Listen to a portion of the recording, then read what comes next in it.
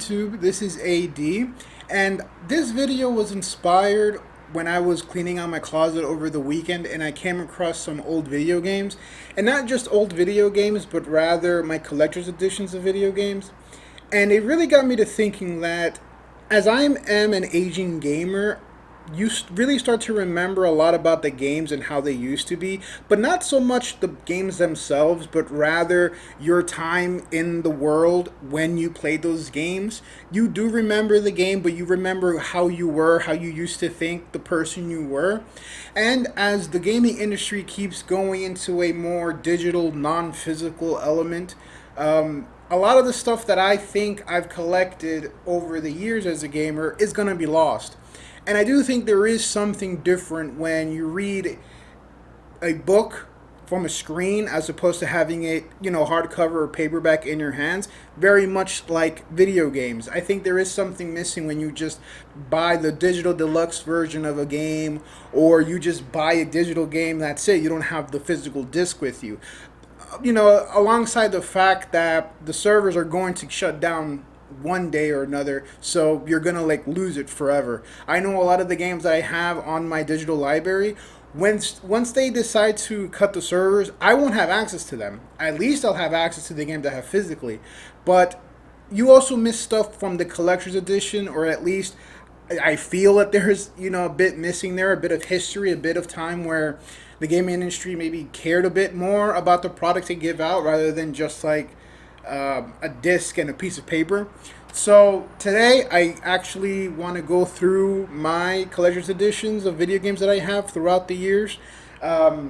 These are just a small set. I do have other games, but they're not collector's editions. But these are the ones that I feel I want to talk about, especially because I remember not only the games themselves, but kind of like the world and how the world was and how I was in the world during those times of playing it.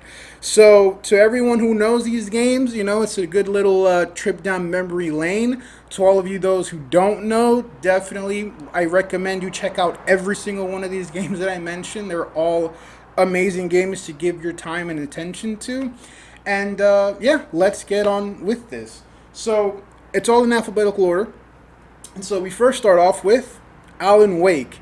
If you notice here, it says at the top, only on the Xbox 360. So that should definitely give you a time frame of when this game came out. This is the limited collector's edition. Alan Wake was one of the first video games that I felt was adult for me. Now, by this time, I've definitely played Grand Theft Auto. I've definitely played horror games. I definitely played shooters and all of that.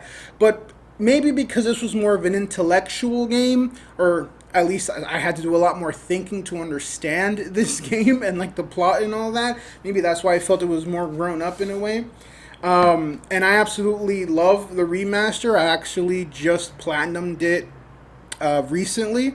So yeah, I love Alan Wake. It's definitely a continuing Force Storm from Remedy. I love them in Max Payne, and I definitely love them in Alan Wake. I have yet to play Alan Wake 2, but hopefully that will be remedied soon, as I have Alan Wake 2 coming.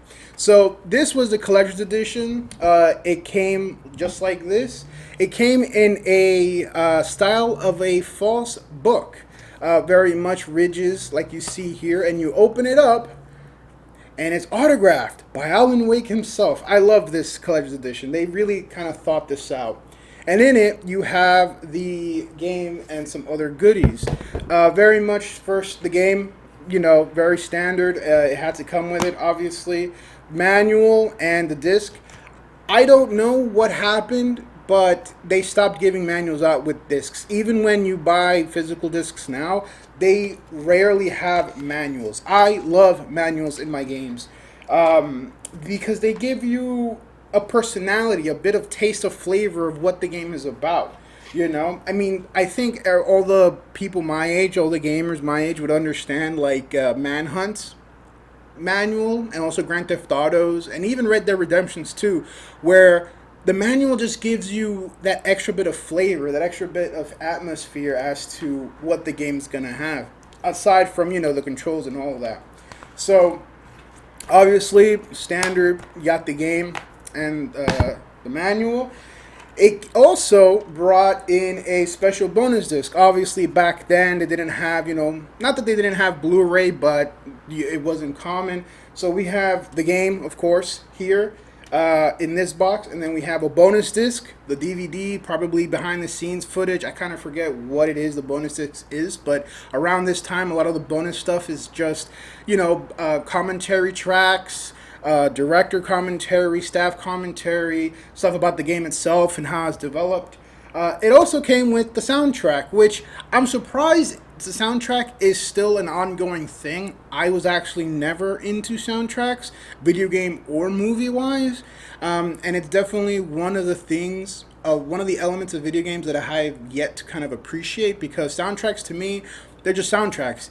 Even though I enjoy the soundtrack of GTA 5, GTA San Andreas, GTA 3, the GTA Vice City, they were more like a collection of songs. They just put on the radio station. But a soundtrack in the sense of like the digenetic, is that how you say it? The music of the game, I think it's only been a recent thing that I've been appreciating from video games such as Death Stranding. So, yeah, so back then I appreciated this, but I never really listened to it.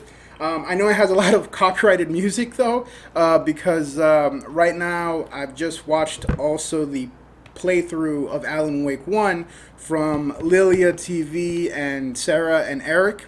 And I enjoyed their playthroughs. I really enjoyed it, so I know that they have a lot of copyright issues with the music there. And the last part that the collector's edition brought that I enjoy immensely is this little book. It's a book called The Alan Wake Files by Clay Stewart. This guy doesn't exist.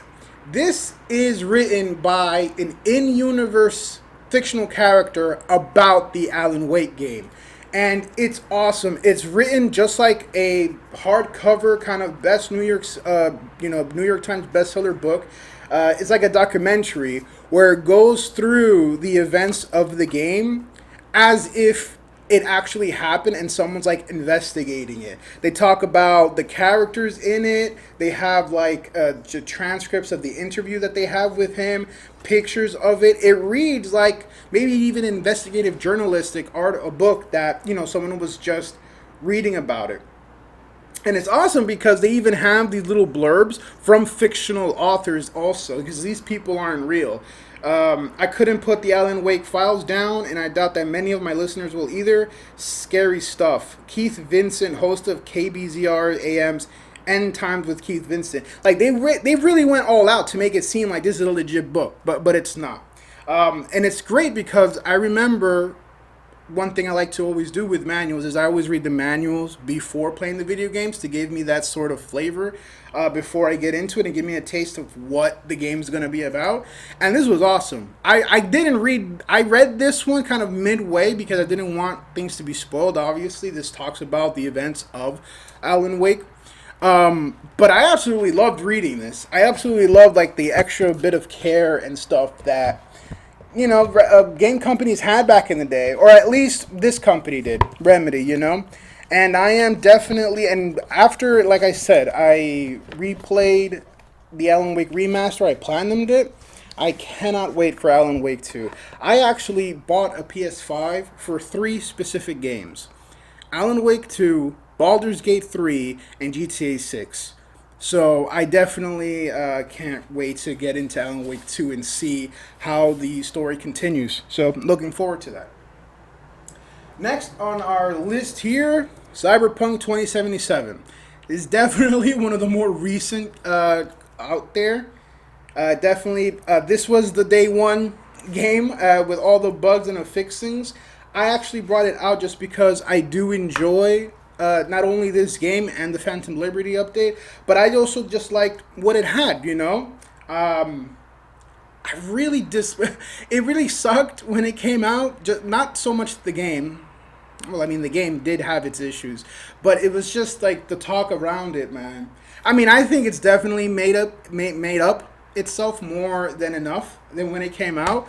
But yeah, back then it came out with a cool ass little poster that you can hang up. And the poster was double-sided because it also had the map. I enjoy video games that give me a map.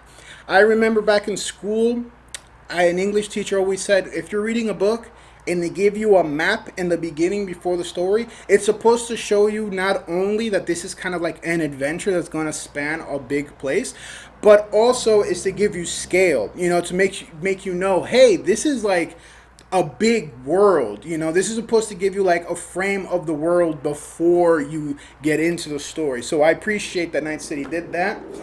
They also had these pretty cool little postcards that you could quote unquote send out, with some pretty cool art. It's all stamped and you just write what you want to do.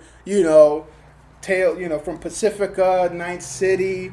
These are really cool little things that I enjoy. So I'm glad they put it in there. Glad they fixed what they had to fix, and absolutely enjoyed Phantom Liberty. It was actually one of the first DLC I got for the PS5 because, again, it was kind of tough trying to reason to get a PS5 because at that point GTA 6 was still a bit away, and I would have just gotten it sooner as when GTA 6 was coming out. But no, Phantom Liberty came out, had to freaking upgrade, had to freaking try it. Definitely play it. It's definitely worth the wait now.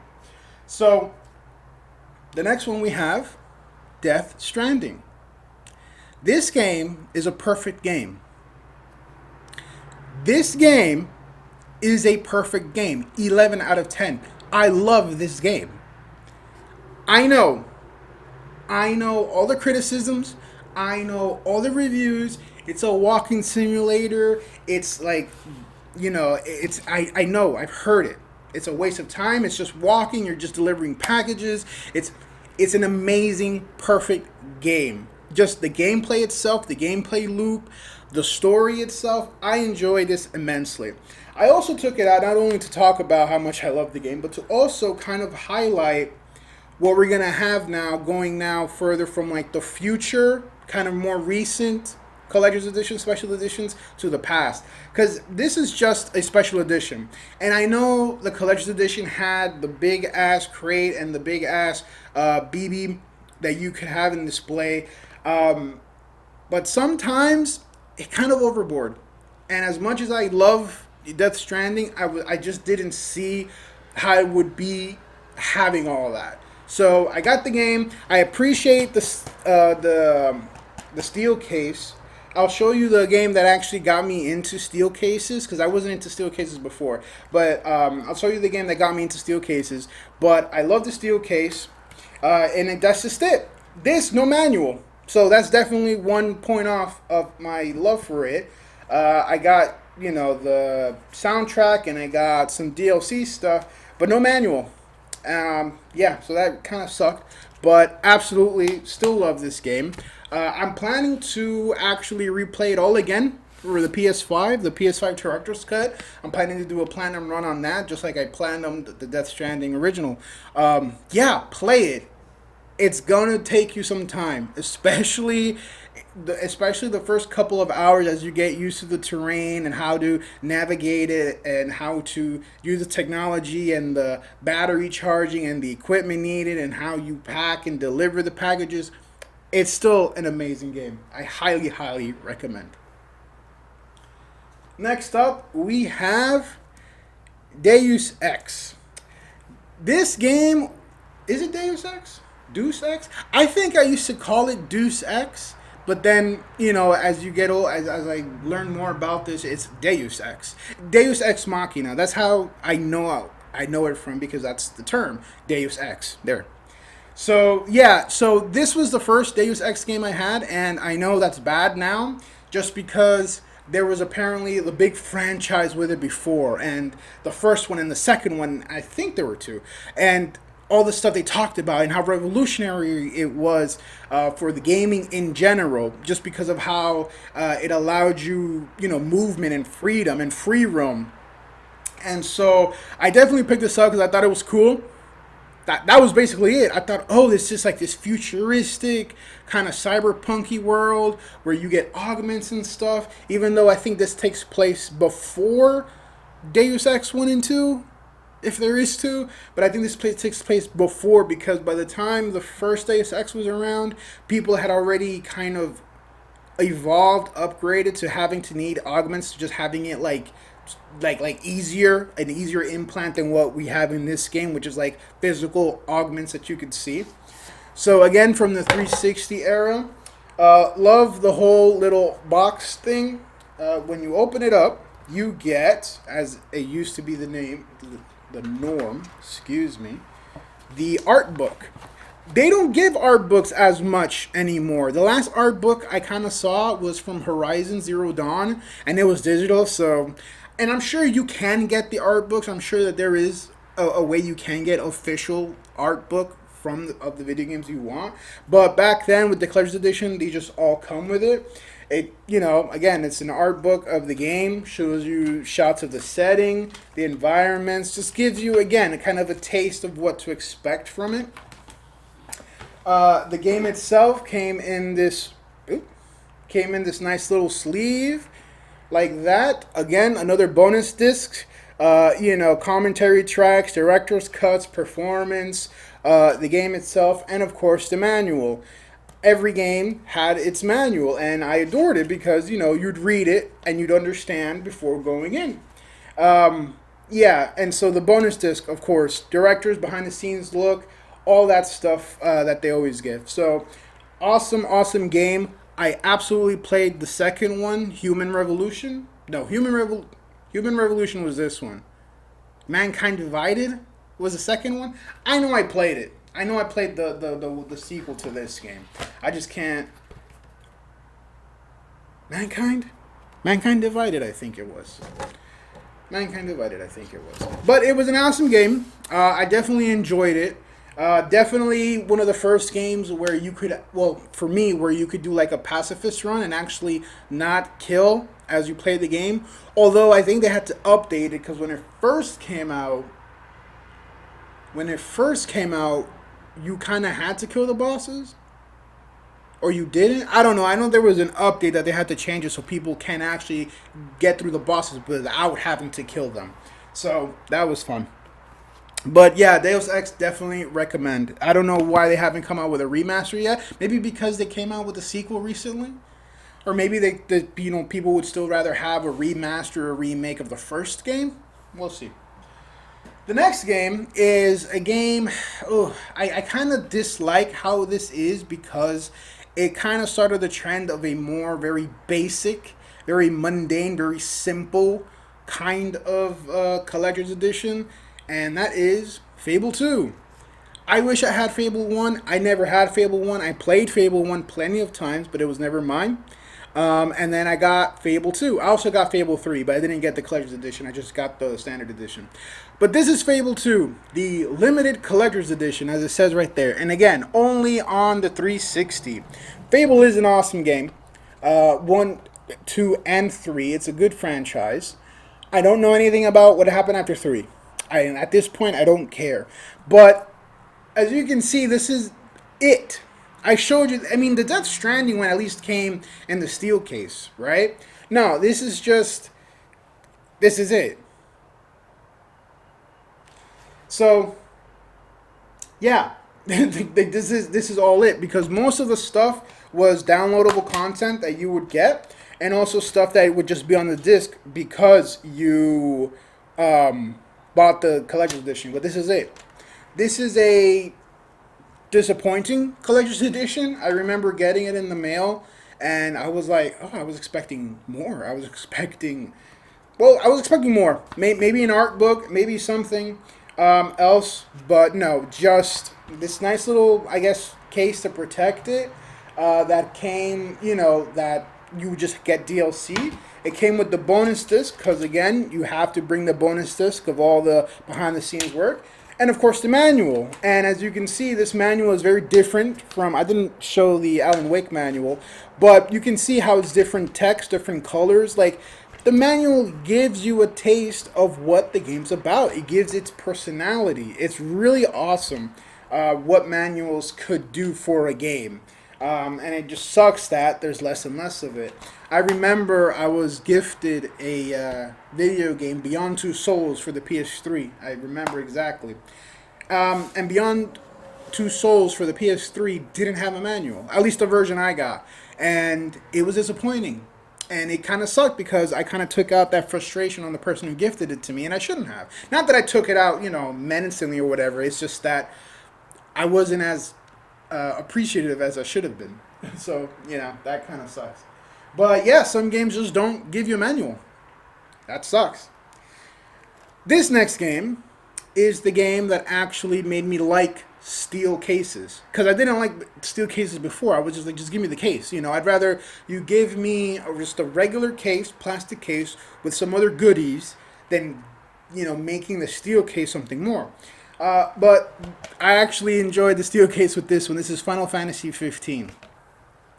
Final Fantasy 15 is the only Final Fantasy game I have played. I know that it's very blasphemous to call myself a gamer and never played the Final Fantasy, but I didn't. And the number one reason why I didn't play Final Fantasy, nor did I like Final Fantasy, was because it was turn-based. This game caused such a controversy because it was the first Final Fantasy in the entire series that didn't do turn-based. It was live action. Yeah, right? Like live action. Is that what they call it? Live action action? Or something like that, where it wasn't turn-based. And that's specifically why I got it. Now, the reason I got this edition was because this came with the PS4 that I bought. At the time, they were selling those special edition PS4s, so I got the Final Fantasy 15 special edition with the 1 terabyte PS4 hard drive, and came with the deluxe edition Final Fantasy 15. I actually like this game. I didn't think I would like this game. Final Fantasy has always been a game franchise that through osmosis I've learned about it. I know of Cloud. I remember watching Final Fantasy and Final Fantasy Advent Children.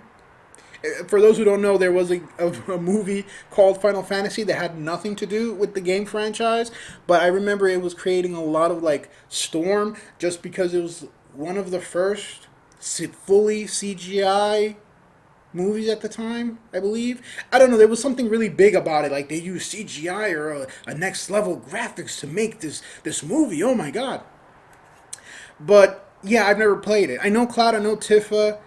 I know, or Tifa. How do we pronounce it? Tifa.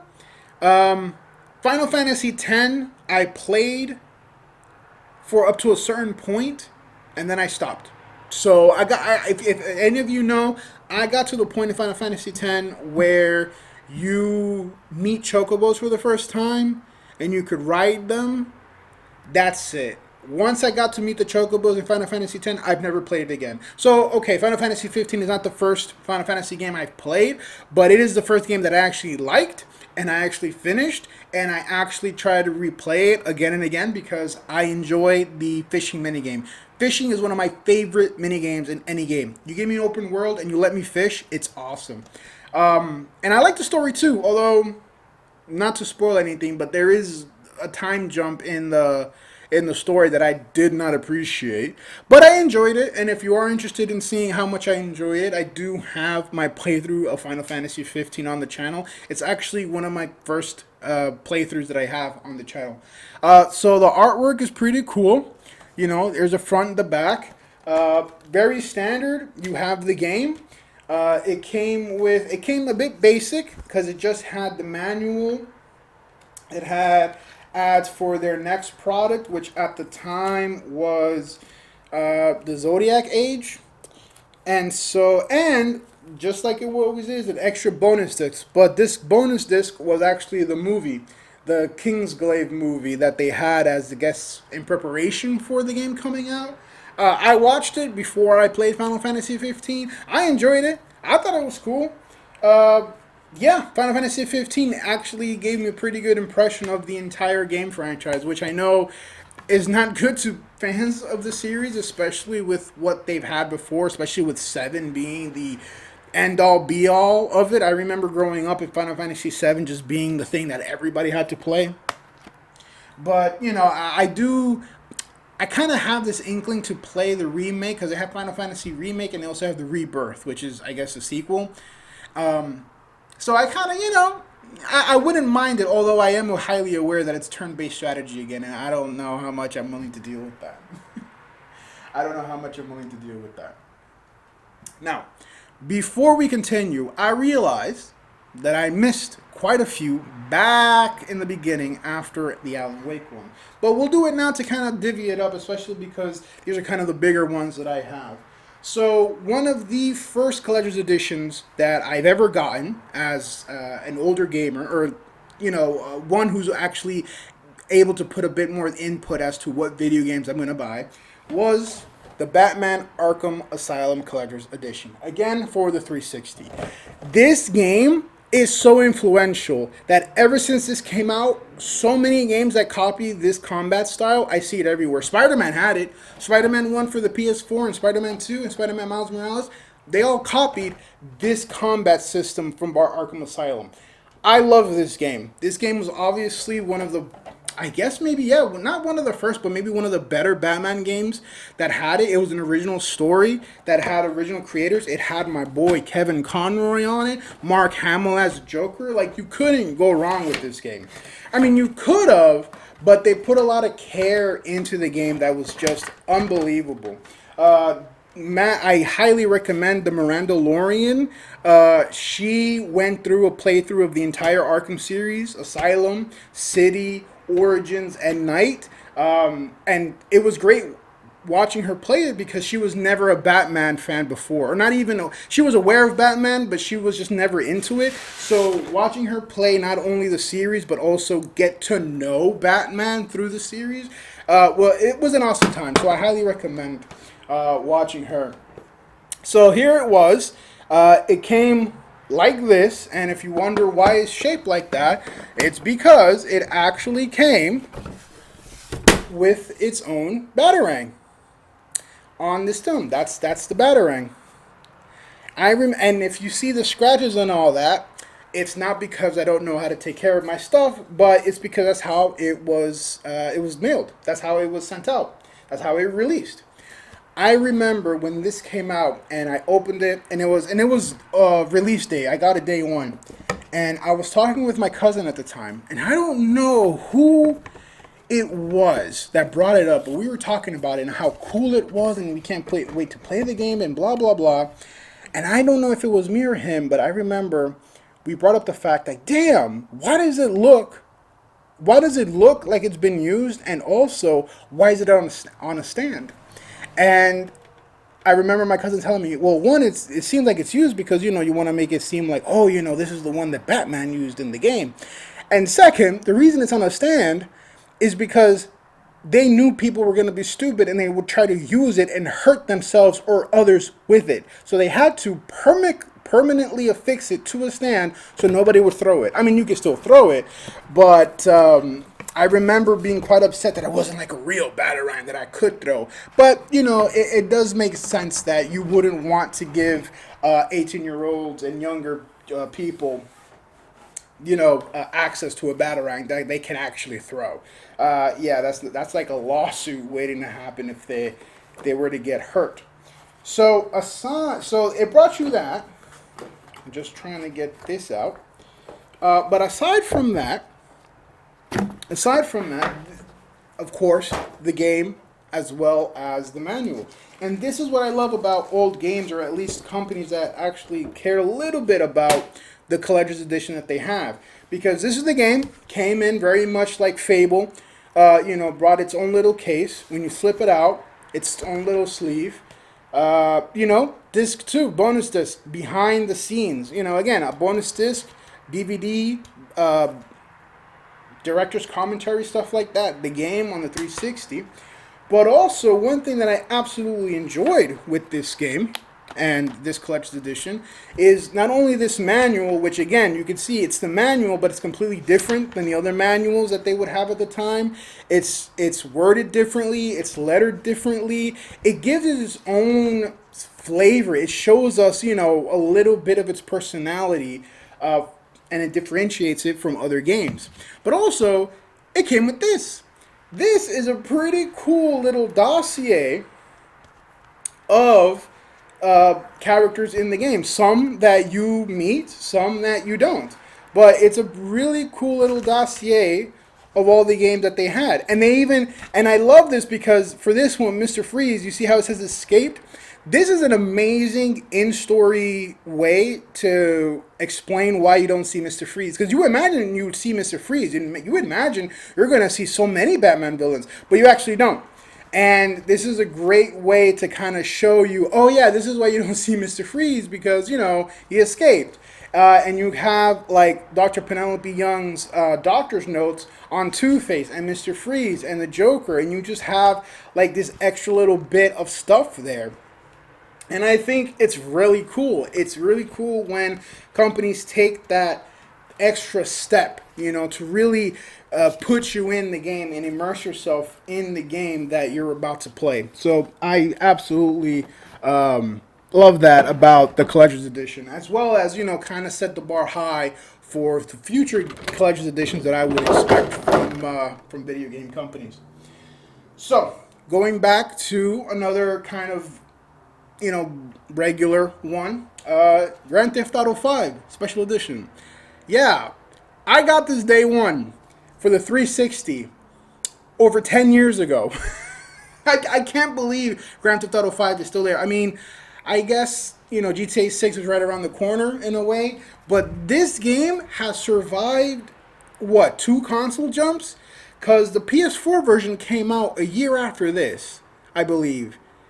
And then PS5, they just did it again. Is there a PS5 version of GTA 5? I believe so. No?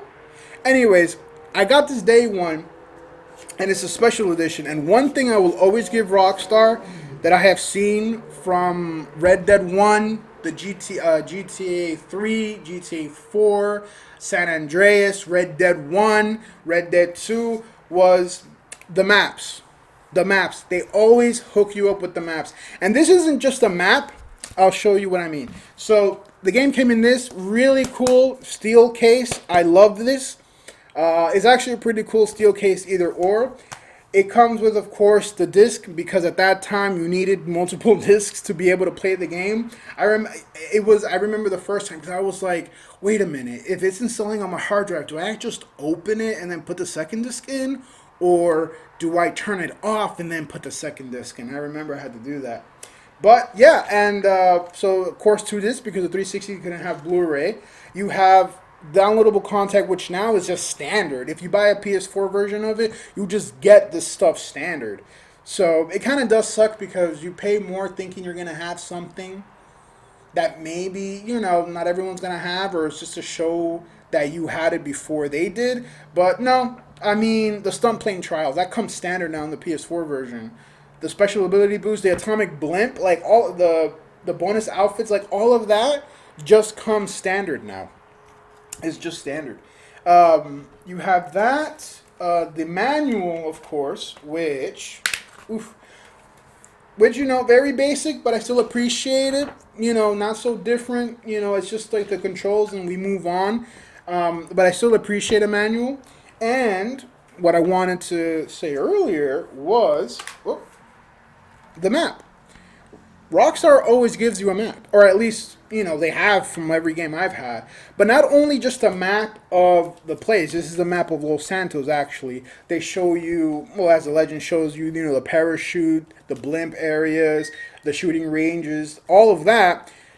This is this map. In the special edition, they also gave you this map. This map is actually the same map as the map they give you there. But it's actually in a blueprint kind of form, because this map, even though it gives you the entire layout of San Andreas and all of that, it's actually a map of all cache locations. Of all cache locations you can find. In the game of GTA 5, there are just these cache locations around with money. I think it's like 10 grand. I don't know if all of them are 10 grand or some of them are more, but I know at least, no, it's not 10 grand. 10 grand is nothing. $100,000. Yeah, $100,000, and they have all these little circles you can't really see there, but they have all these markings to show you where these cash drops are. And I remember enjoying that immensely because when it first came out, one of the things you soon realize is that it was tough making money. It wasn't like GTA 4, it wasn't like GTA San Andreas, it wasn't like Vice City. It took a lot to make some money, and you weren't, and and because of how everything was priced, you needed to make quite a lot of it. I remember playing it and thinking it kind of sucked that every time you died and you got up from the hospital, you had to pay money. So it was one of the worst. It just really sucked because you were trying to figure out how do you make so much money. So one of the first glitches of the game was if you were to find a cache location, any locations here on this map, if you were to find one, collect the money, then switch over to another character. Wait a few seconds and switch back to the character that you found the money with. And that money that you picked up would respawn. That was one of the first glitches that I ever found of GTA 5. Obviously, they patched that, after a few weeks, but that's definitely how I managed to have a lot of money in the beginning of the game. And now, after how many times I've played the game, I know how to get all the money. I know how to save my money. I know what missions to take, what missions not to take. Like, Michael's Stranger Mission with the Epsilon Church. So, definitely, I appreciate this game. I'm surprised it's lasted as long as it did. GTA 6 is still not out, even though this was over a nice 10 years ago. But we'll see. I do have high hopes for GTA 6. I hope to get the collector's edition, but I know that it's going to be quite expensive, and I don't know if I'm willing to wait to get a collector's edition to play it, or just get the standard edition and then get a collector's edition afterwards. I believe. Okay, so next we are going to go back to Batman Arkham City. I love this game. I mean, I love all the Batman Arkham games. They set the standard for what we have a lot of video games now. Open world, combat, like they do. They have absolutely influenced it immensely. So with the Batman Arkham City, an amazing follow up to Batman Arkham Asylum. This is what the collector's edition came with. Came with figurines. I'm sure there are still some games out there that come with figurines or miniatures. I don't think it's as common as it used to be before. You know? I don't know. But back then, it was like every game, every collector's edition of every game came with like a figurine or statue of the game. So this is how it came out for the 360. Obviously, I like the sides covers art that you had, and of course, if we open it up, hey, we have the figurine. Hey, we have the figurine, which you could, I mean, I don't have it out. I just leave it in the box because I don't have space to put it. But it's a really kick-ass figurine. It's really nice. It's really detailed. It's a good figurine. I could see why people would want to have figurines. I don't know if all figurines, are worth it. Again, it used to be very common to have miniatures and statues and all that in collector's editions. Nowadays, I don't see as much. But maybe that's just because I'm not looking to get collector's editions of a lot of games. So down here in this little pocket, you had, of course, the extra goodies. You had, let's see what we have here. We have, downloadable content like an extra suit. This is how we used to do it because we needed the codes. I don't think Xbox Live was as robust. The marketplace was as robust as it is now. So we would get codes on the back that, of course, we would just put them in. I got my skin. I got my Catwoman DLC. It came also with the soundtrack. Again, a downloadable soundtrack for Arkham City, which I got and listened to. And also, as the extra part of the extra bonus disc, this Gotham Knight DVD. These are 6 shorts put into one movie, and I kind of liked it. It's like what they did with the Animatrix, which was before the Matrix 3, where it was like 6 different little shorts of Matrix universe, Matrix adjacent little short films made by different directors and stuff. And this was Gotham Knight. I remember watching this and thinking that this was gonna be like The Dark Knight? I don't know. I For some reason I thought this was going to be the movie The Dark Knight or The Dark Knight Rises, one of those, because I thought, oh, we're finally going to get it. No, they're not going to.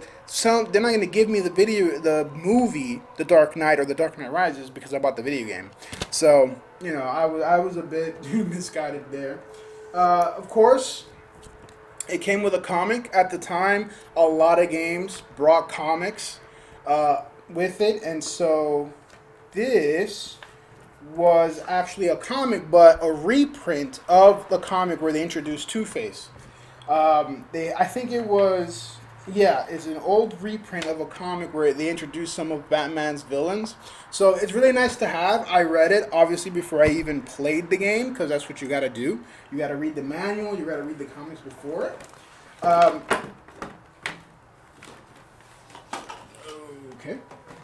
Also, the game itself, yeah, you have the manual, of course, very standard. And the game itself came in this nice little sleeve. It came with a book, it came with the art book, and I think it was a nice way to kind of combine the two. Not only the art book, but also the game came at the end of it. So I think this was a nice way to kind of combine the art book and the video game because it would just have been an extra thing to have on top of everything I just showed you. So I think they did a smart play by combining it together. So yeah, so far the Arkham series have had great collector's editions, in my opinion.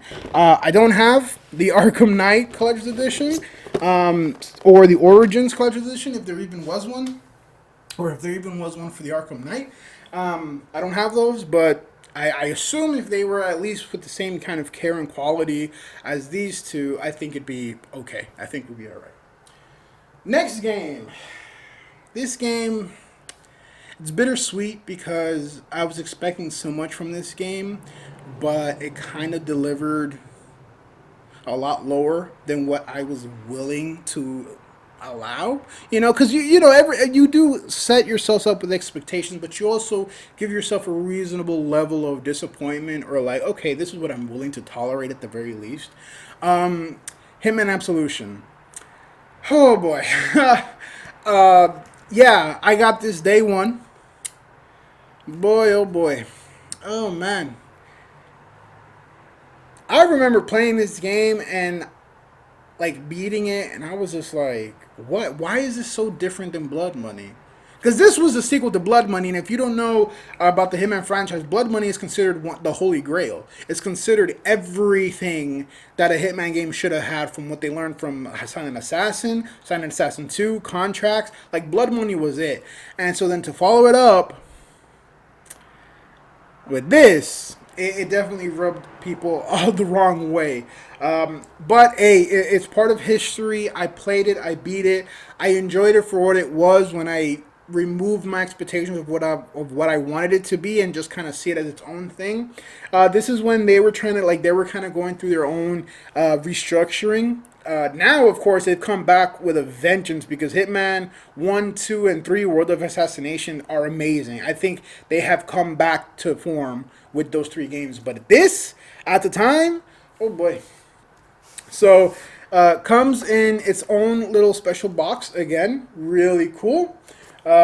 You slide it out again. Very nice, very thematic. Only, black and white. Black and red, excuse me. Comes open in the sleeve like this, tri-fold sleeve.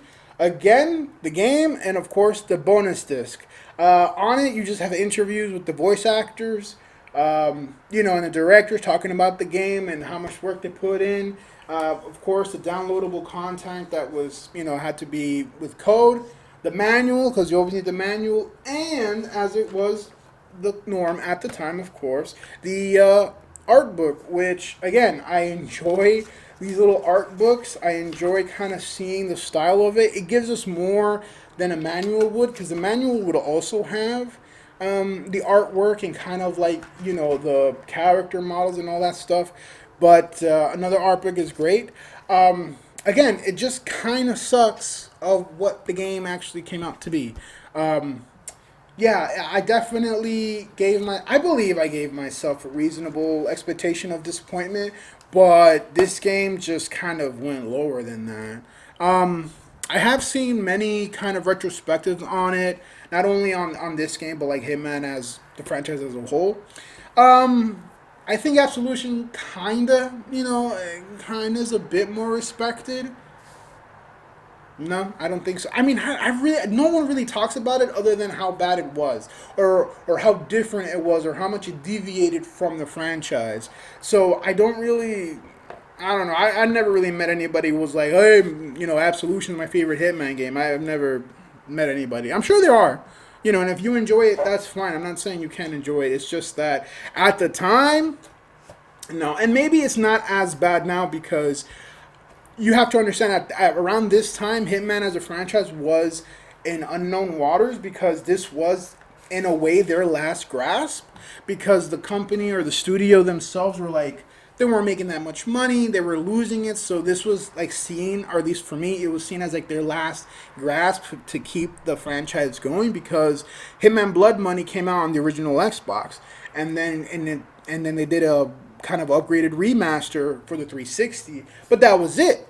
There wasn't another Hitman game until this came out, so a lot was riding on this to kind of sell well enough to show the I guess the parent company that Hitman is still a viable franchise, then we should go. So when this came out and it was ass, and it was like, we're not getting another Hitman game. This might be the last Hitman game in the series, and this is how it ends.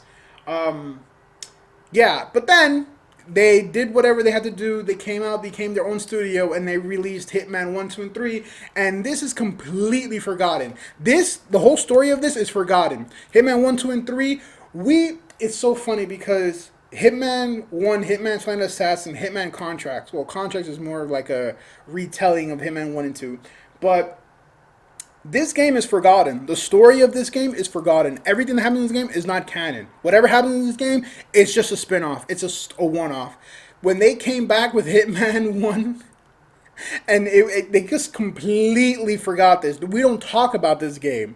We don't talk about Victoria. We don't talk about what happened with Diana. We don't talk about the nuns. We don't talk about anything about this game. So that's why I say I think it may have gotten a little bit more respect just because we know it wasn't the last one, and the games that come out since then have been better, extremely better.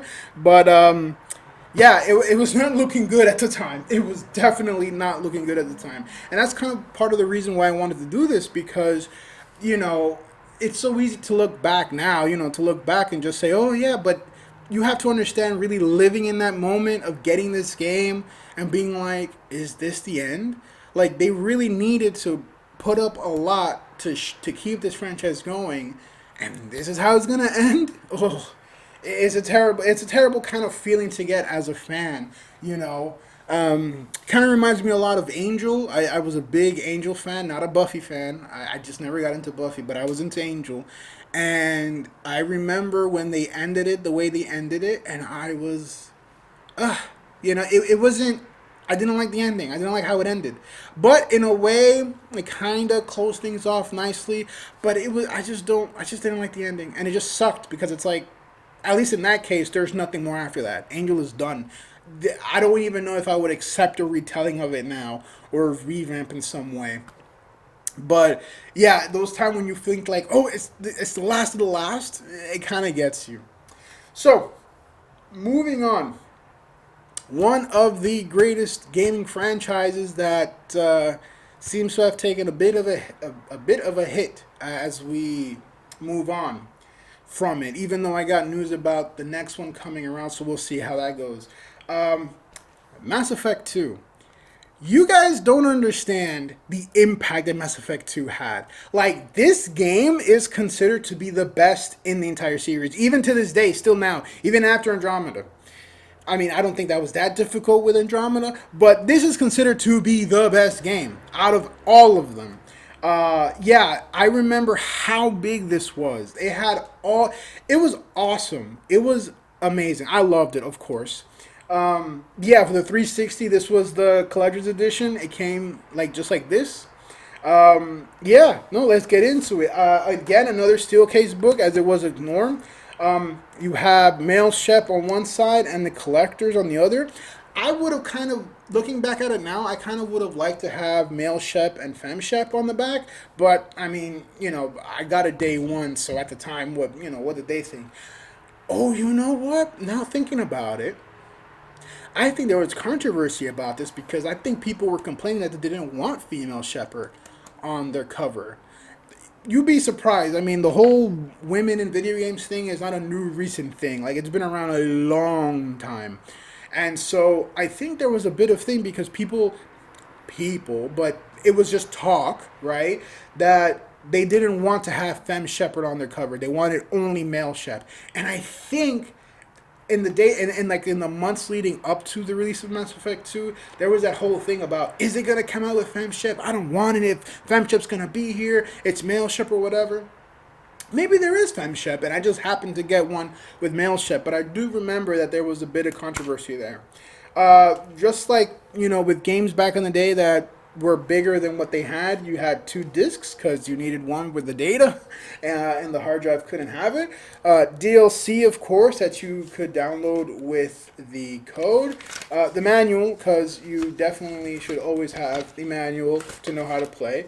And of course, the bonus disc that collector's editions always came with. Behind the scenes, interviews, Ivan Strovoyevsky, Michael Sheen. Not Michael Sheen, Michael Douglas. Michael Douglas being the elusive man. Yeah, I love the bonuses because they give you the behind the scenes look. It's the same behind the scenes look you get on old DVDs and Blu-rays where they talk about the directors and how the scene was made, and because there was such follow up to this game, Mass Effect 1 was historic. It made so much progress, it pushed games. I remember with Mass Effect 1, there was a whole controversy about having sex with your companions and how this was detrimental to the youth because how dare video games show having sex to young people who play these video games. I mean, compared to 3 and compared to 2, the sex scene wasn't all that anything. But yeah, it's just funny how kind of controversies kind of seem to always come around and go around. Like women in gaming, sex scenes in gaming. It's still like it's still there. Like I don't know. Looking back at it now, I think we'd grow up after a while, but I guess not. So that's Mass Effect 2. It also came with its own Cerberus network. This is what allowed you to connect online. Nowadays, you're just online immediately. I don't think you can even play Call of Duty without having an online account and being logged in, even though I never play multiplayer. I just play it for the story. I'm one of those people that play Call of Duty for the story.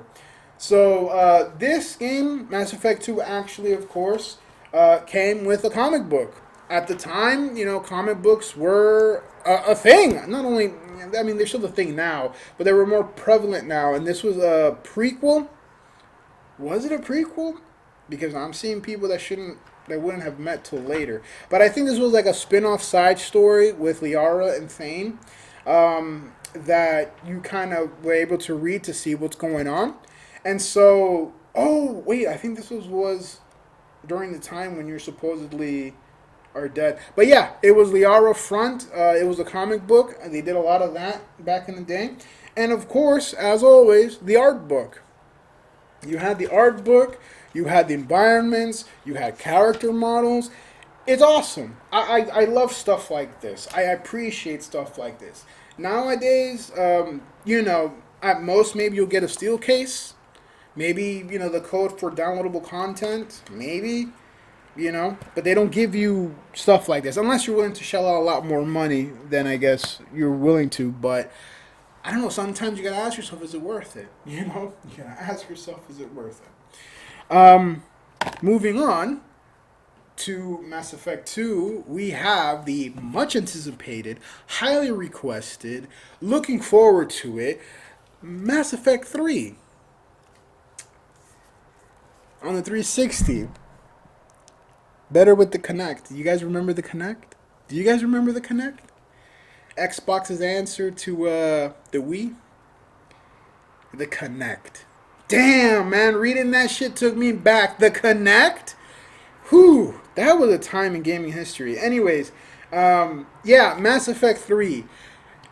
I mean, I remember they try to fix it by giving you that downloadable ending where like you had multiple endings. It didn't help. It really didn't help because all the stuff you go through in one, which set the stage of the space opera, and it was just breathtaking in its gameplay and its mechanics in this open world. Oh my god, revolutionary. Then you have Mass Effect 2, amazing too. Everybody loved it. Everybody loved the characters. It's the best game. And then you followed up with this, and the way this ended, and the way the story goes. Boy, ugh. I mean, I'm not mad at it. I enjoyed it. Definitely nowhere near the enjoyment I had from 1 and 2. But it's the end of the story. It's like you can't really. At least it gives me an ending.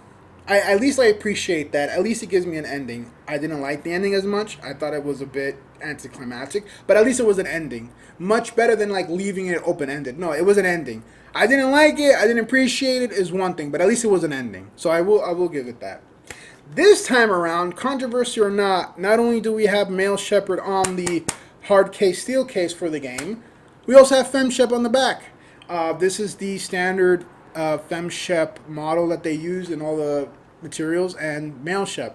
I think by this time people were like, yeah, on top of that, women in gaming or whatever, and plenty of people play as FemShep, and also they want women to play their games, and you're gonna get people to play their games when they can play people that kind of look like them.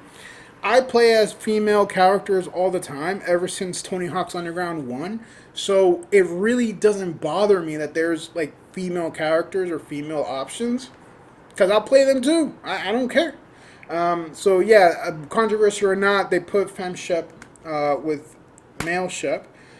Just like always, 2 discs because of course by this time games were getting bigger and bigger, and the consoles weren't able to keep all that storage. So yeah, 2 discs. The Xbox Live Gold Pass. You guys remember this? Used to be access code that you could do a trial run to try out the Xbox Live service. I don't know if PlayStation ever did something like that. I don't think so. They also had a little bit more downloadable content, and of course, and this time no manual. This is not a manual. This is just like community stuff.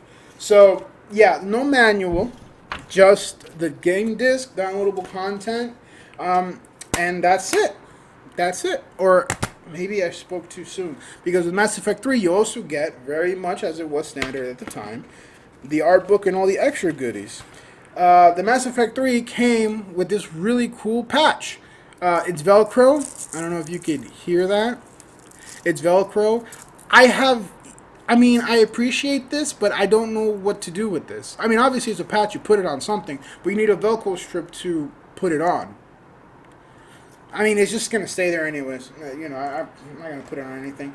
It came with this really cool little print that you had. I don't know if this is the one that came with every single one or if people had different ones, but this is the one I had. Yeah, that's the Normandy.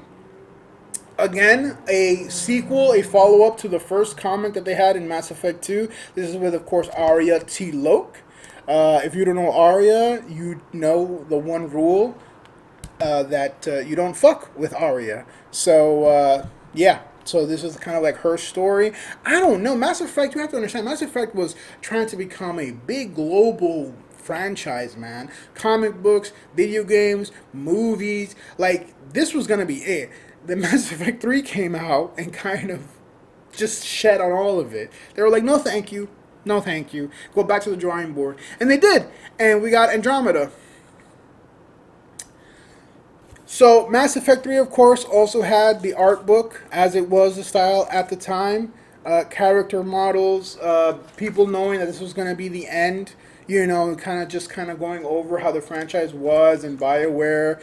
Were they bought by EA at the time? Yeah, because you can see EA right on the cover there.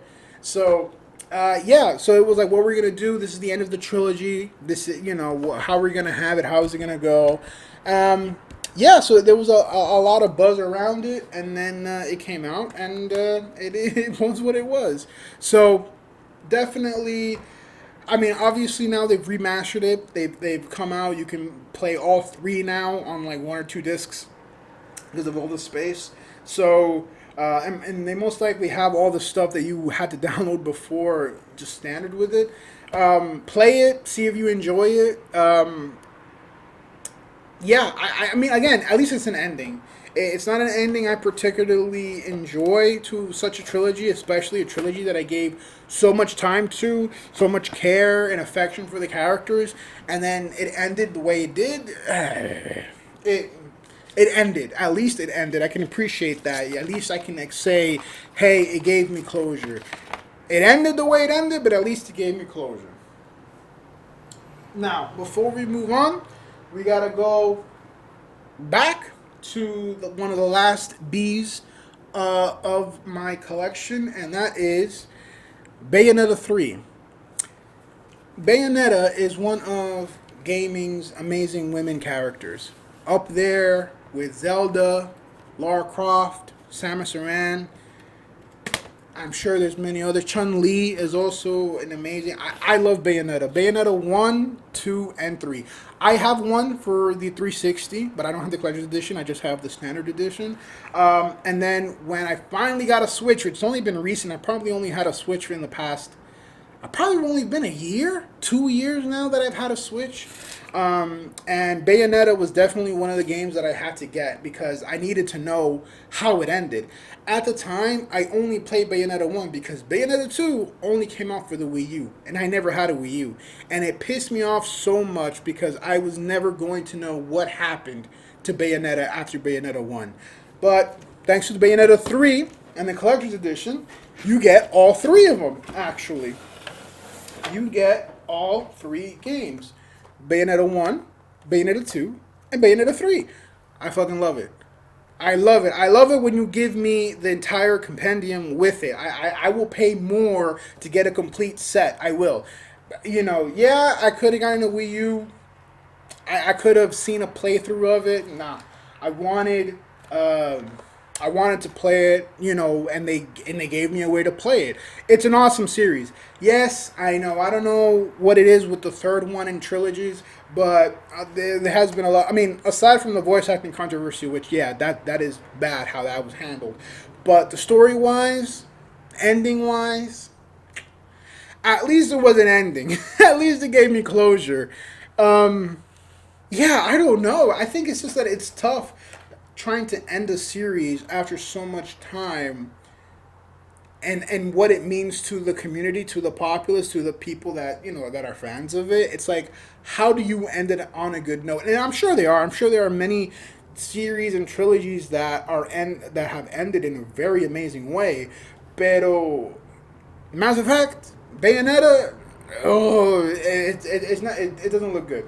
But you get all three games, of course. Which this is the only Nintendo Switch collector's edition I have. I have no other collector's edition. I have Breath of the Wild and Odyssey, but I just have the regular editions. I don't have any special. This is the only one I have special.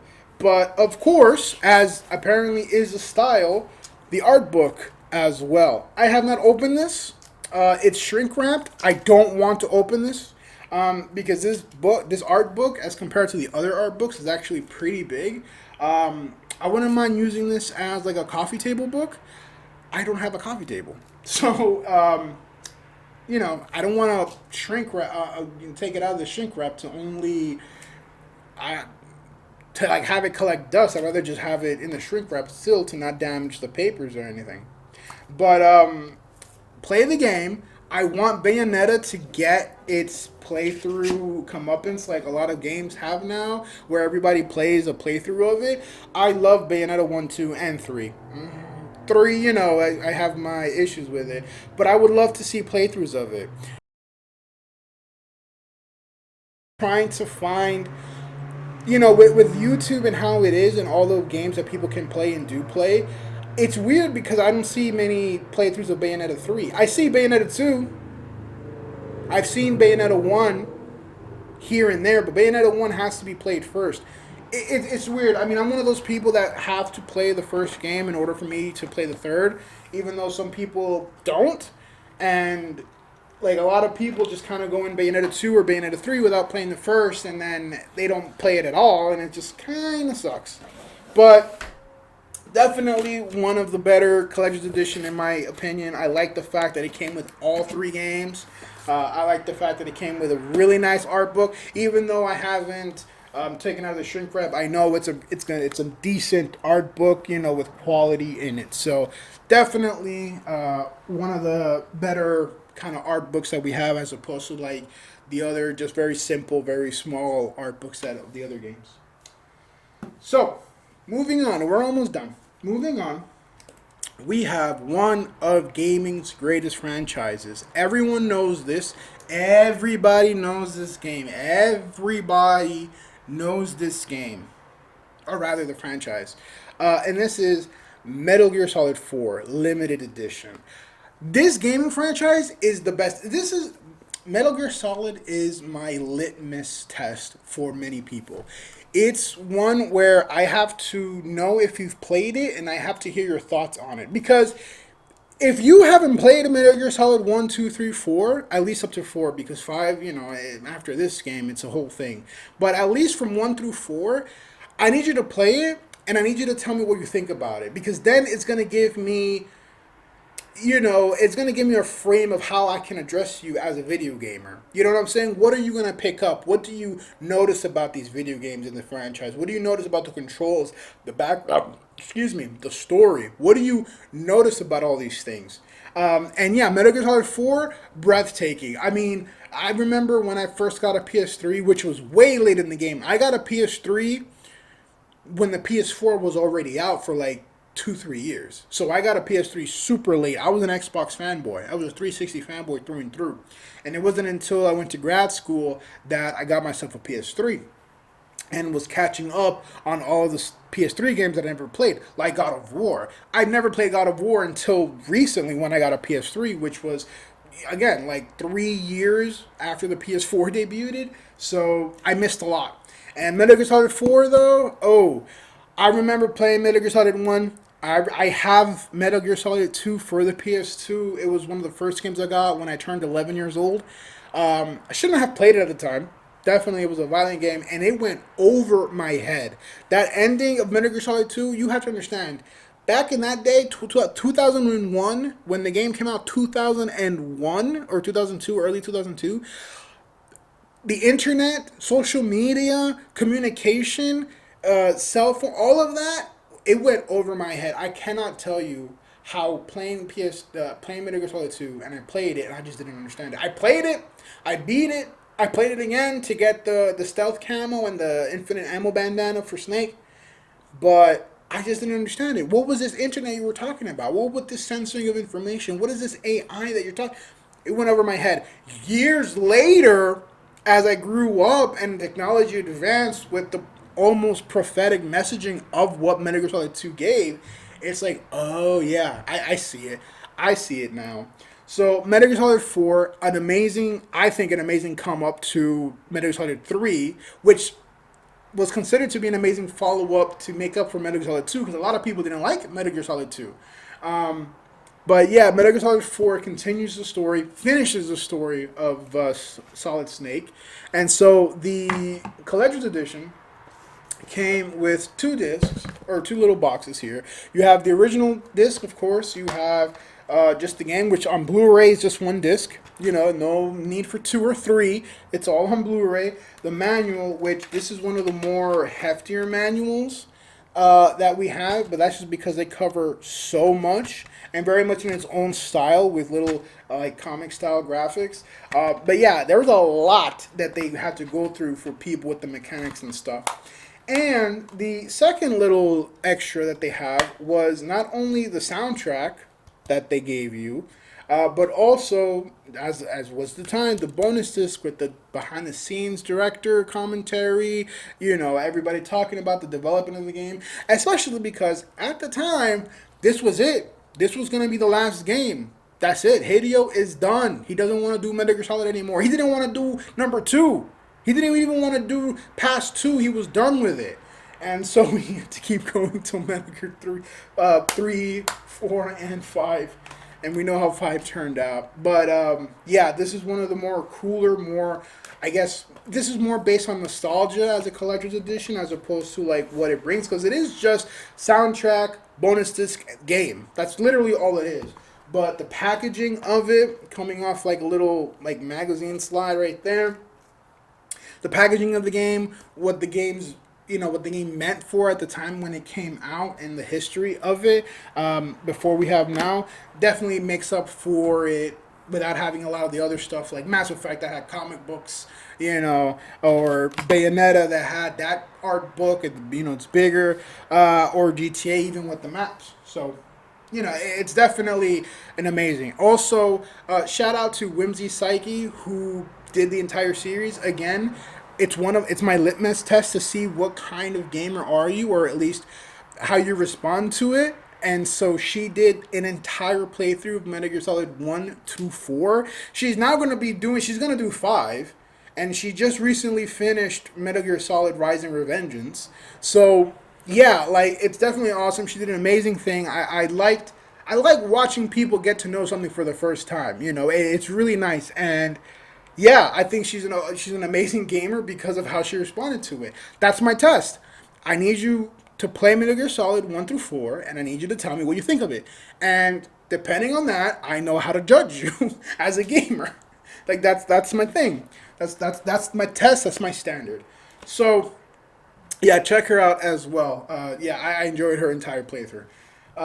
Okay, so the next game is a game I already mentioned because it's one of the games that got me to buy a PS4, which is No Man's Sky.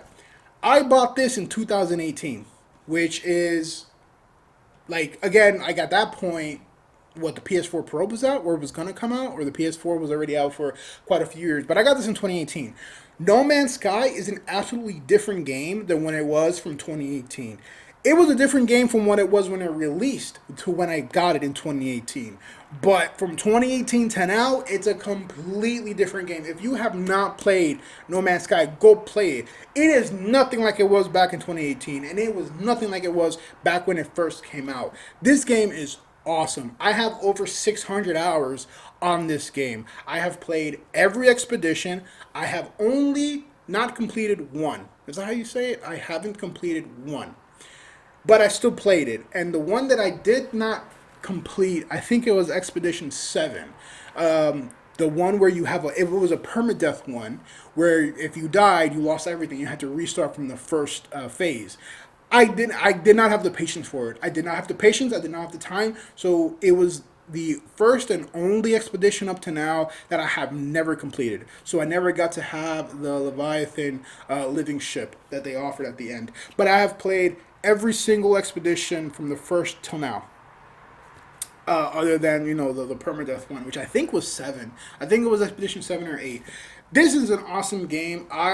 When I first heard of No Man's Sky, when he went on, the guy went on? I think, who was it? Stephen Colbert. Did he go on Colbert? Did he go on Kimmel to talk about the game? Did he go on Conan to talk about the game? But I remember thinking about it, and I was like, "This is awesome. I wanted to play it." I didn't get to play it till 2018, and since 2018 till now, it's only gotten better. So definitely play it. The limited edition of No Man's Sky comes in a nice little box, very much reminiscent of the Alan Wake collector's edition. But it comes with a comic book, which at the time I was a bit surprised because at that point, yeah, comic books weren't like a thing that they put in collector's edition. So when I got it, it's actually pretty cool. This is more of a. This is about the lore of No Man's Sky, not so much the game. It's just kind of like 3 little shorts or comics and story to set up the races, the alien races that you have in the game: the Gex, the Korvax, and the Kyveen. And so, yeah, it's actually really cool that it came with like a comic book and also to set up the game underneath the framework. Of course, you have the game. It came in this really cool steel case. Steel case. This steel bookcase. You have, the DLC that came with it at the time. Now I'm pretty sure it's just standard at this time. The disc, and of course, as is the common, the art book, which it's an art book, very reminiscent of all the other ones. The character models, what they have, and I'm even pretty sure that a lot of this stuff is probably outdated, just because of how much they've improved the game and its models and stuff. That is probably like, I don't think none of these models exist, or maybe some variation of this, some upgraded variation of the models of this exists, but I don't think that much of the original artwork exists. Not with all the stuff that they've done. So that's No Man's Sky, an amazing game. I've put in 600 hours easy on that over the course of how many years I've got it. I got it, what, 2018? 2, 3, 4, 6 years? 6 years? 600 hours plus? So I've given it at least 100 hours a year since I've gotten it. The expeditions are amazing. So absolutely recommend it if you haven't. Just be prepared to have a lot of downtime, and it's really much a game that it is what you make of it. It is what you make of it. If you want to be, if you don't expect a story to be that enveloping, it is what you make of it. And even then, you don't even have to follow a story. You can literally just bypass the story and just do everything you want. Everything and anything you want. So it's really cool. And now, to finish off these last few ones, we're going to go back and going to remind you of Fable 2 and how kind of basic, how kind of simple, how kind of mundane it was. And introduce to you another one, the Prince of Persia Limited Edition. This isn't the original trilogy Prince of Persia, Sands of Time, Warrior Within the Two Thrones. No, no, no, no, no. This is the reboot that they tried to do before they rebooted it again with the recent one. That's the 2D scroller game. This was their first attempt at the reboot from, of course, Ubisoft, which we all know Ubisoft nowadays, right? They're, yeah. Very much like Fable 2, it's very much just a game with a bonus disc. There's really nothing else there. They didn't even get, it's just a nice little box, standard case, nothing too much. 2 discs, which had the bonus content, the behind the scenes director and all that, especially because the trilogy, the original Sands of Time trilogy, was amazing. So this was their follow-up. We want a new Prince of Persia game. You know what? Even better. We're going to reboot the game. Not only are we going to reboot the game, but we're going to change everything. Not only is it going to be in its own art style, which I actually like the art style. The art style is actually really cool. We're going to change up the story. We're going to forget the original trilogy even happened. This is an entirely new thing, and that's it. That's literally it. It's very reminiscent of the Fable 2 Collector's Edition, limited Collector's Edition, because there's really nothing. Let's see. It has, again, the soundtrack is digital, the making of is digital, the art book is digital. That's it. It's all in the bonus disc. So yeah, this is definitely a Fable 2 lackluster limited edition. I don't know. I expect more when it's a limited edition. When it's something's a collector's edition, a special edition, I expect a little bit more. Which is funny because this is one of the more recent games. Red Dead 2 Special Edition. I couldn't get the collector's edition because I couldn't justify paying all that money and not even having the game included. If you don't know, Red Dead Redemption 2, the Collector's Edition, comes with a nice little, not a Foot Locker, that was GTA 4, but it came with, a box, a nice little lock box of stuff, and it had stuff in it, it had some materials in it, it had, physical items in it, it had all of that. It cost, $200, and it didn't come with the game. You got, basically, I don't want to say crap, but you just happen to have everything except the game with it. And I was like, there's no way I can buy a collector's edition. That's not going to include the game. That doesn't make any sense. So the next best thing for me was a special edition, because at least I got the game. Okay, I didn't get the strong box, lock box, and I wasn't able to, have all that. That's fine. At least I have the game. Can you imagine paying $200 for a collector's edition and not having the game? Get out of here. But I do also want to mention because Rockstar, they always do it though. They give me the map. At the time, even the PS4 at this time, I mean, everybody knows Red Dead and how great that was. But yeah, a 2 disc on a Blu-ray, that was kind of surprising to me to see it, because at that time on the PlayStation 4, I was like, no, everything's on the on the Blu-ray disc. What do you need 2 discs for? No, when I saw 2 discs here, I was like, oh, this game is a big game. Like, it's huge. And of course, if you've played Red Dead, you know how big and awesome it is. Got the DLC. And so for the special edition, you got the map, which Rockstar, they always give you a map. But for the special edition, they also gave you another map. And this other map is just I think it's a reversible 2-sided map, or I think this is more of a map that shows you everything in the game. Gives you borders, it gives you animal locations. It's just like an extra level map than just the one that they had with the standard edition of the game. So, I just want to throw that in there.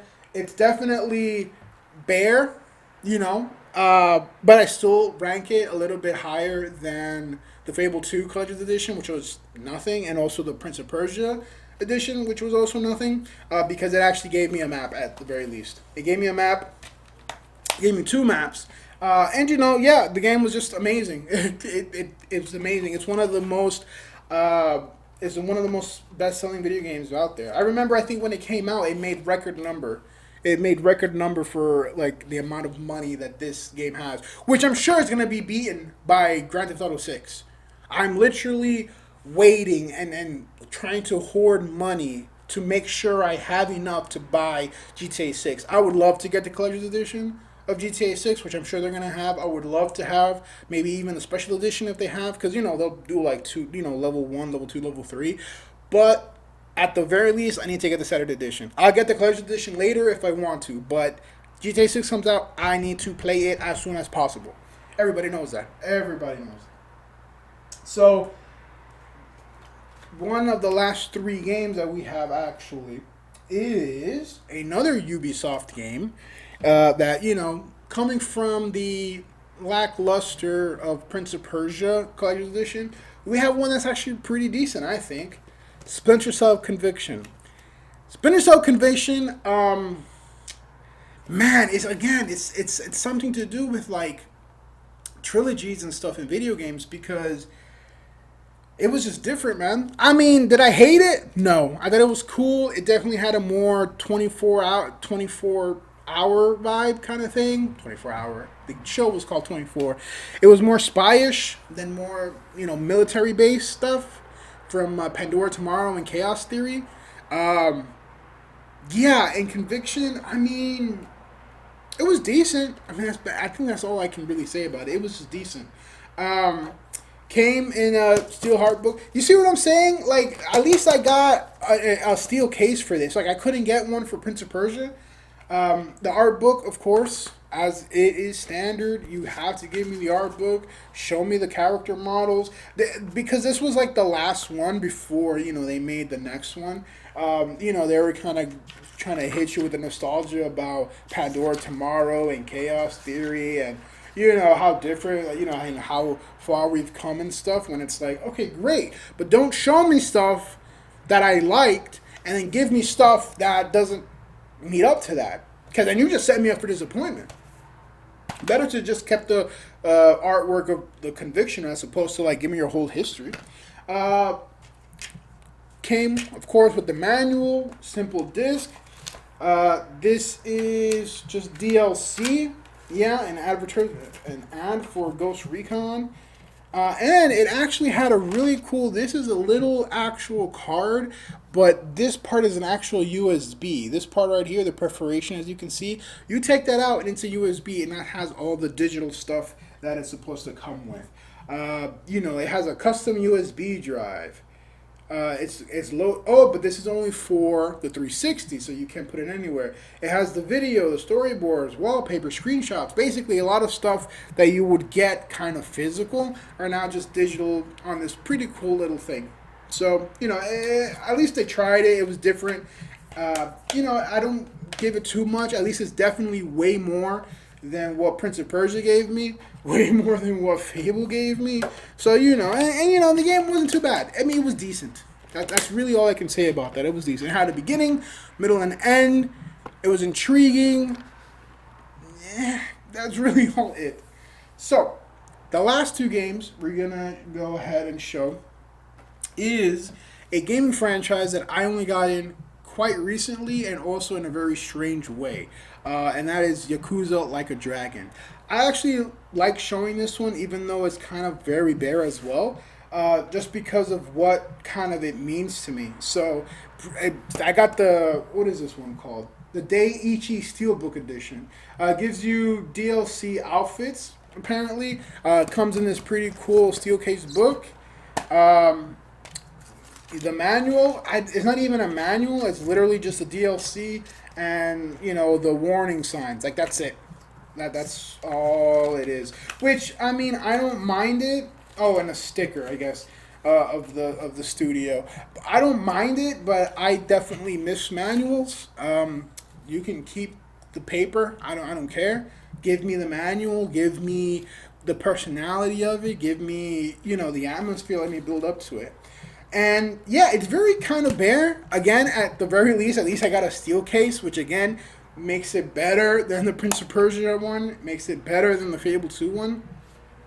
So the reason I got this is because Yakuza is one of those games that has been around for the longest time, but I got into it very weirdly. And the first Yakuza game I ever played was actually Yakuza 4 for the PS3. Yakuza 4 was the first Yakuza game I played. Didn't understand it. Obviously, because I'm coming into the fourth game after, I never played 1 or 2 or 3. It was the fourth game, and then after Yakuza 4, I played Yakuza 0. And the reason I played Yakuza 0 is because everybody was talking about how fun it is, how cool it is. And I was like, you know what? Let me give it a shot. And if you'd like to see my playthrough of Yakuza 0, I actually have it on the channel. And my playlist, it was one of the first games I've played for this channel. And I enjoyed it. I loved Yakuza 0. I loved the way the side missions were set up. I loved the hostess game that you got to play with Goro. It was awesome. It was awesome. Yakuza 0 made me want to play Like a Dragon. I looked into it and I saw, was Like a Dragon the sequel to Yakuza 0? No, that's Kimwari 1 and 2, which I've never played. I don't know. I don't really have any intention of playing it. I really don't. It's whatever. But I was like, let me try Like a Dragon. It's a fun game. I've never beaten it. I have started and restarted this game at least 2 times since I've had this. I have not beaten it once. And I don't like that. I don't like not playing video games and not beating them once. And I have a few of those games now that I've gotten, and at one point or another, I just stop. And a lot of time passes by that if I try to pick it up again, I gotta restart from the beginning because I forgot everything, and then I stop again. If I play this game for the 3rd time, I'm gonna beat it because that's it. Because why do I have it? But the little I have played, not even a little, because I remember I got in super far. I put in hours on this game on both occasions. It's a fun game. I didn't like that it was turn based. That kind of threw me off. But I got into it. Like, it was explained well. I got the mechanics of it. So, it's actually a fun game. I really like this game. But I just never beaten it. It gets to a point where I just stop. And so I don't know when I'll play it for the 3rd time, but when I play it for the 3rd time, I'm going to beat it. So that's Yakuza. And finally, the last game to end this little trip down memory lane is one of my favorite franchises, alongside Metal Gear Solid, is alongside the Prince of Persia, alongside Hitman. It's definitely one of my favorites. And that is Max Payne 3. I need more people to play this game. I am really hoping that they do a remaster of Max Payne 1 and 2. I remember in the beginning, I was really against having remasters and remakes. For some reason, I was like, no, if you don't play it on original hardware, ew. Like, don't play this. This is just retelling. No, I grew up out of that because I realized that a lot of people that either weren't around that time to be able to play it, weren't cognizant enough to enjoy playing it, or just didn't have access to it, or just didn't know. And I really enjoy remasters and remakes because that's what gives people a chance to play the games. Case in point, Resident Evil. I never played Resident Evil. The only Resident Evil game I played, and it's the only one I've played, it's not like Final Fantasy that I've only touched a little bit of 10 and played 15. The only Resident Evil game I played is Resident Evil 5. That's it. And I think I have a copy of it actually. I don't have the collector's edition, but I think I have a copy for Resident Evil 5. Yeah, if you know Resident Evil and if you're a fan of Resident Evil, then you know how 5 is felt in the franchise. Maybe like Absolution to the Hitman. But yeah, Resident Evil 5 is the only game I've played of Resident Evil. And because it wasn't as horror as the other ones, Resident Evil 5 has a bad reputation because it deviated away from the horror elements and it went more into more action co-op gaming. And that's specifically why I played it. Because Resident Evil is a scary game. I don't like being scared in my video games. I maybe not as much because obviously I enjoyed Alan Wake, but maybe it's because it was zombies. Maybe it's because it's more gory than anything. But Resident Evil, nah, it's just one of those franchises that I know about it. I've seen many essays on the retrospective of Resident Evil. I know the story. It's not like I know the secrets. It's not like I'm not missing anything. But absolutely not. Absolutely not.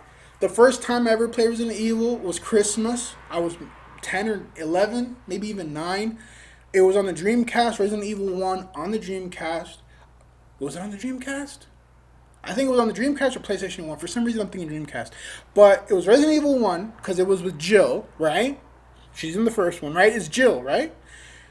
Jill, you play as her when you get in the mansion, and you walk down the hall, and they have that cutscene of you meeting a zombie for the first time, and the zombie is like eating somebody, and it comes up and it turns around, and you see the blood all over their mouth. Scared the bejesus out of me. It was Christmas Eve that I was playing it because we were at my relative's place. For Hispanics, and I don't know for who else, but for Hispanics, what we like to do for Christmas is that we stay up on Christmas Eve and we open the presents after it hits midnight. It wasn't until much later that I realized or learned that people go to sleep on Christmas Eve and then they wake up Christmas Day and open presents. That never happened with me. We would do Christmas Eve party and we would stay up late, and then after it hits midnight, we open up the presents and then we go to bed. And so that's how it was for me. So we were there. It was a Christmas Eve party. We were just waiting around, having a good time. My uncle had a PlayStation. I, of course, wanted to play PlayStation. I was 9 or 10 at the time. Turn it on. Was it I want to say Dreamcast, but maybe it was a PlayStation. Turn it on. Put a little bit of Resident Evil. I was like, oh, what's this game? I get to the point where that cutscene happens. I turn it off. I never touched it again. Never touched it again. Resident Evil 5, because it wasn't horror centric, because it was more action, I played it. So that's it. So with the remake and the remasters, I see it as a good way for people to get into it. They did it with GameCube, with Resident Evil 1. They did it, of course, Resident Evil 2, Resident Evil 3, and of course 4 now. They even did it with Silent Hill 2 also. So I enjoy remakes for what they are, giving a chance for people to play it.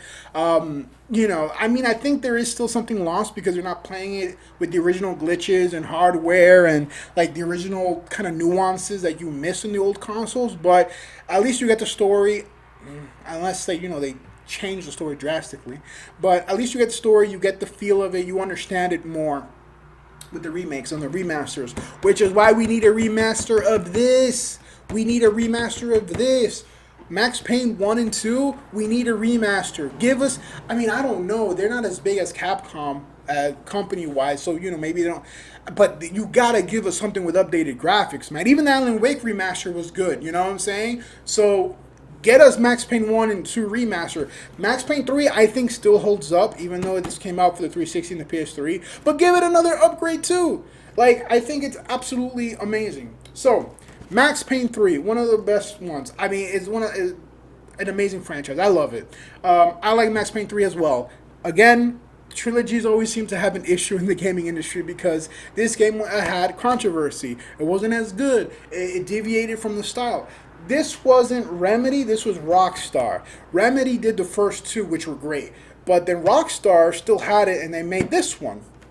And so it definitely didn't have the same people behind it. It had the original voice actor, James McCaffrey, who passed away recently. I say recently, but maybe within the past 3 or 4 years, I think he passed away. So it is kind of, it sucks if we do get a remaster. It's going to be the old lines, unless they have a really good voice impersonator that could do the original Max voice. But yeah, Max Payne 3, it is a big box, as you can see here. It's pretty cool. Yeah, shout out again to Lilia TV. She did a playthrough of Max Payne 1 and 2. Absolutely love it. I need people to play the game more to get it back in the nomenclature of gaming, because you don't want the franchises you love to, like, get drowned out by all the other stuff. I heard Final Fantasy. I've heard Resident Evil. Let me get Max Payne. Let me get Alan Wake, you know? Let me get Catherine. Let me get Bayonetta, you know? So this is how it came in. It came in its own little like box. I actually had to replace it with the Greatest Hits edition, which was the red case that the PS3 had. Yeah, because it's a PS3, not the Xbox one. So if you back in the, I don't know if they do it anymore, but back in the day, if you had a Greatest Hits version, because I know the original Xbox had like a silver case, they were basically platinum hits. And PS3 has Greatest Hits, and I think Xbox 360 had something else. But basically, these were games that you could just get for a flat price of $20. So these were awesome because these were a cost-effective way for you to play like the popular games. You didn't have enough money, you're new to the console, just get the Greatest Hits games. They're all red, and they cost $20-$25, and you know you get to know it. You know what games are offered on the console. I had to replace them because I don't know where my original 360 version is. This also housed a bullet necklace that I lost. Not that I lost, it was taken away from me. It was taken away because I tried to fly with it on a plane, and it was like, no, this is a bullet. Even though I think it was, I don't think it was legitimately a bullet. It was like a bullet shell casing that wrapped around in a beaded necklace that you could wear, and it was taken away from me at the airport when I was trying to fly back. Funny thing, I flew with it, so I was already on it. And I already flew with it to my destination. Now coming back home, I couldn't fly with it, and they were like, "Well, we gotta throw it away, because we're not gonna let you have it back." Pissed me off. But then again, like I'm not a necklace kind of guy, so it just really sucked though that I lost that piece. This also came with a pretty cool. It came with pretty cool art prints. So if they don't give you an art book, they'll give you art prints, which I think is also pretty cool. Hey, where does it go? Oh, here we go. So these are like art prints that they have, very noir-ish, very, black and white, very moody kind of stuff.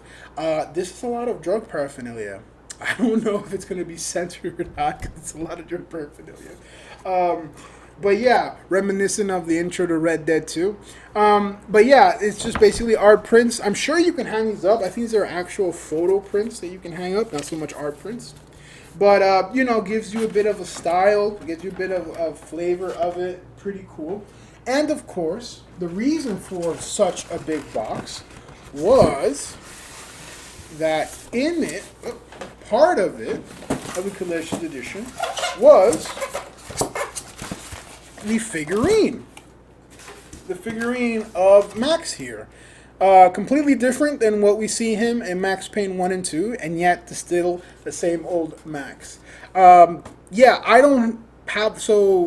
enjoy figurines and miniatures like I've mentioned before, but I just don't have space to put them, And for it to gather dust or whatever, I'd rather have it gather dust in the place that it came from. Just keep it in here and let it gather dust, because it's much better there than have it outside, So...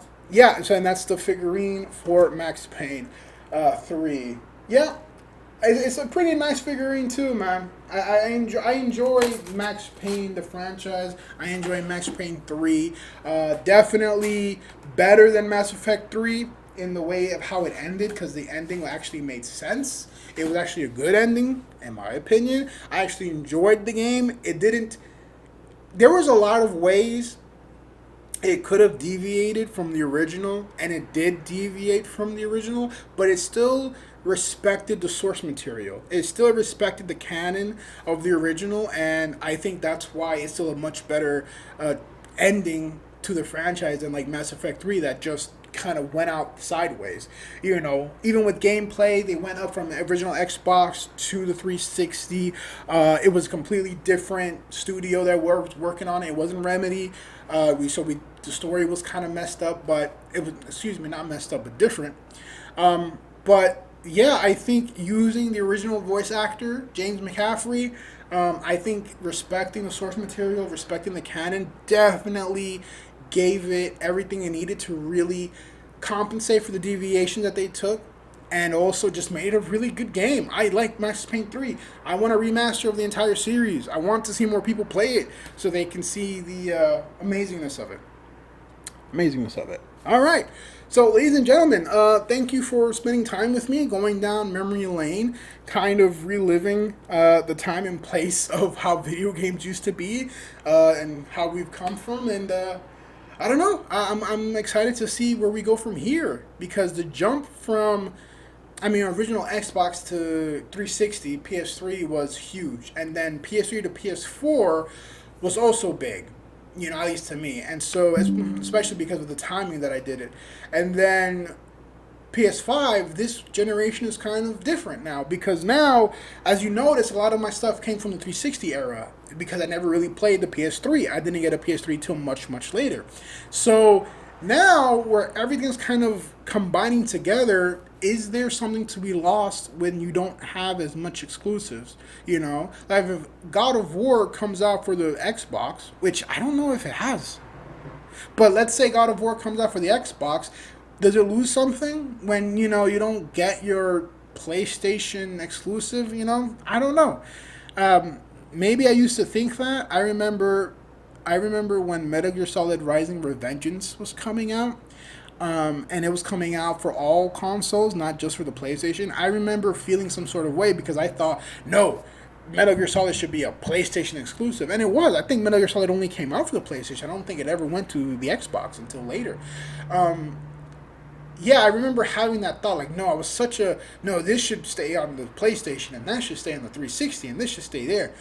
But now, I appreciate everything kind of coming together and being more accessible to people, and having different kind of people enjoy it. Pero, do you lose something? I don't know.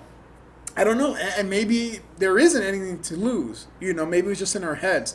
But I guess time will tell, because the way the gaming industry is now, a high push to live service gaming, a high push for microtransactions, a high push for digital, a high push for multiplayer games as opposed to really single player innovative games. Everything's being laid off or remade. Nothing original or new is being tried out. And then, not to mention, the fan bases and the people and the community that come out with every little issue and grievance that they have. I don't know. We got to see what kind of survives at this stage, and see what rises to the top. Yeah, I just don't want stuff to kind of get drowned out. You know, stuff I enjoyed that maybe many other people don't enjoy. You know, gets drowned out. So, you know, this was nice reliving it. You know, and going through the times of when I played these games and who I was, and how the world was. So it was a nice trip down memory lane. And thank you for joining me. Yeah, so drop that in the comments if you have actually had any experience with the games, or you have your own collector's editions of the games I have, or your own collector's edition that you actually enjoy or hate. If you remember any of the games that I've mentioned, especially, you know, the ones that were exclusively on Xbox, like Fable, you know, or the Prince of Persia reboot that nobody really talks about because they just like the original trilogy better. So anyways, I hope you guys have a great Christmas. Merry Christmas. Good holidays. I hope you had a great Thanksgiving. And I'll catch you on the next one, guys. Bye.